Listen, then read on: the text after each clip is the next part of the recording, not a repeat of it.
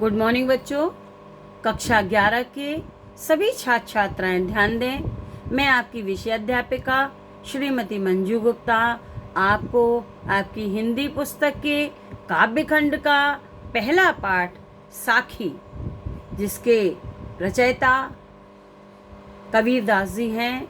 कबीरदास जी भक्ति काल की ज्ञानाश्रयी शाखा के, भक्ति काल की निर्गुण भक्ति शाखा की, ज्ञानाश्रय शाखा के सर्वोत्कृष्ट कवि हैं।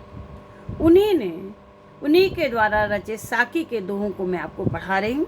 6 दोहे मैं आपको पढ़ा चुकी थी, आगे का दोहा मैं पढ़ा रही हूँ, जिसे आप ध्यान से देखें, सुने और समझें। कबीर सूता क्या करे, काहे न देखे जाग, जाके संग ते बिछुड़िया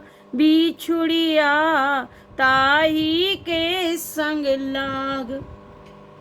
कबीरदास जी इस दोहे में, इस साखी में कबीरदास जी ने साधक को, जीव को सांसारिक मोह त्यागने की चेतावनी दी है। कबीरदास जी कहते हैं, कबीर सूता क्या करे, काहे न देखे जाग। कबीर कहते हैं, हे जीव, तू मोह की निद्रा में सोया हुआ, पड़ा हुआ क्या कर रहा है। कबीरदास जी कहते हैं, हे जीव, तू मोह की निद्रा में, अज्ञानता की निद्रा में पड़ा हुआ क्या कर रहा है, क्यों पड़ा हुआ है।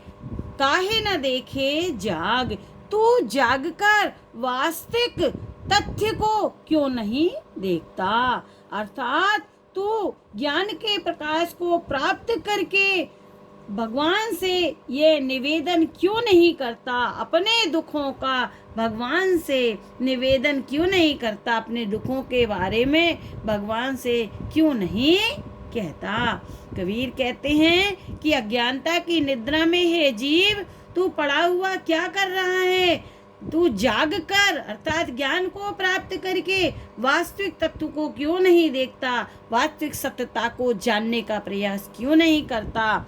जाके संग ते बिछड़िया। कबीर कहते हैं, अरे जीवात्मा, अज्ञानता के कारण तू जिस ब्रह्म से अलग हो गई है, ताही के संग लाग, उसी को प्राप्त कर, अर्थात जीवात्मा का परमात्मा से सहयोग करा दे। गुरु से प्रार्थना करते हैं। कबीरदास जी कहते हैं, हे जीव, तू मोह की निद्रा में पड़ा हुआ क्या कर रहा है, वास्तविक सत्य को जागकर क्यों नहीं देखता, और अरे जीवात्मा, अज्ञानता के कारण तू जिस जीव से अलग हुई है, उसी को पाने का प्रयास कर।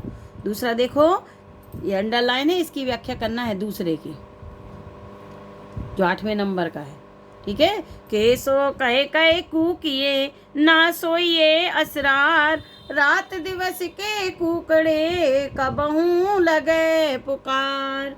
कबीरदास जी कहते हैं, कबीरदास जी जीवों को संबोधित करते हुए कहते हैं, हे जीवात्माओं, हे प्राणियों, हर समय ईश्वर का नाम पुकारते रहो।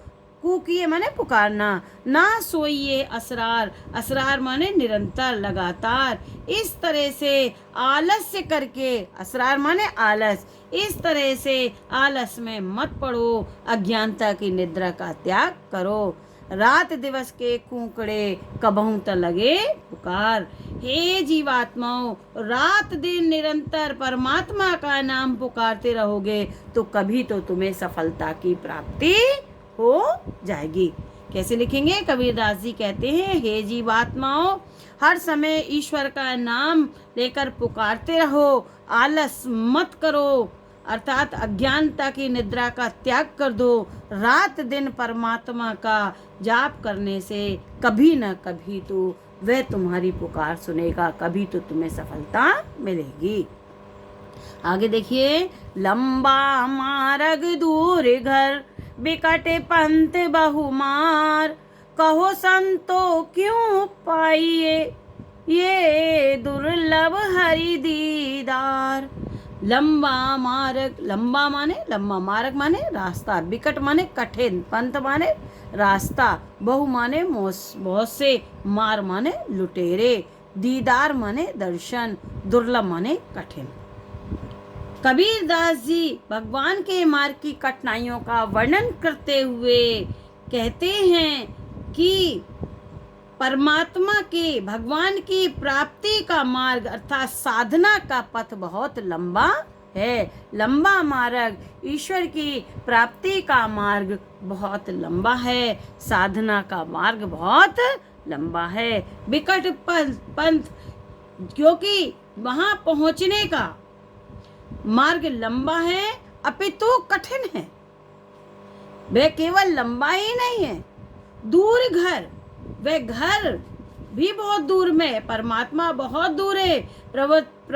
परमात्मा की प्राप्ति का मार्ग केवल लंबा ही नहीं, घर दूर ही नहीं, अपितु विकट पंथ, रास्ता कठिन है, बहु मार्ग, और उस मार्ग में बहुत से लुटेरे। लुटेरे कौन? सांसारिक आकर्षण, लोभ मोह काम क्रोध मेरा तेरा, ये सांसारिक आकर्षण भी है। मार्ग में बहुत से लुटेरे, ब्रैकेट में लिख देंगे, सांसारिक आकर्षण भी है।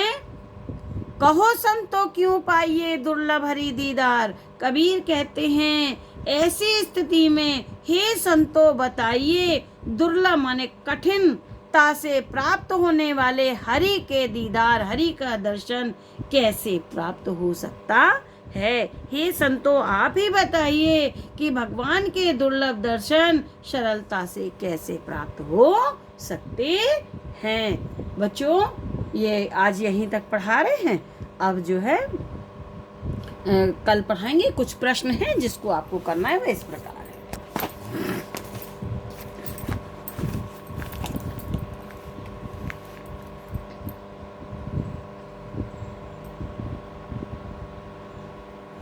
पहला प्रश्न है, पद्यांश के पाठ और कवि का नाम लिखिए। ऊपर लिखा आप लिख लेंगे। दूसरा, रेखांकित अंश की व्याख्या, मैंने दोहे की व्याख्या समझा दी। तीसरा है, कबीर दास जी के अनुसार जीवात्मा किस निद्रा में पड़ी हुई है। कबीर के अनुसार जीव किस निद्रा में पड़ा हुआ है। उत्तर लिखेंगे, कबीर के अनुसार जीव मोह की निद्रा में पड़ा हुआ है। अगला प्रश्न है, कबीर के अनुसार किसका स्मरण करने से किसकी प्राप्ति में सफलता प्राप्त होती है। उत्तर लिखेंगे, कबीर के अनुसार निरंतर परमात्मा का स्मरण करने में उसकी प्राप्ति में सफलता प्राप्त हो जाती है। अगला प्रश्न है, कबीर के अनुसार किसका मार्ग लंबा है। कबीर के अनुसार परमात्मा की प्राप्ति का मार्ग बहुत लंबा है। कबीर के अनुसार परमात्मा की प्राप्ति का मार्ग बहुत लंबा है। बच्चों आज यहीं तक पढ़ा रहे, कल आगे पढ़ाएंगे। Thank you.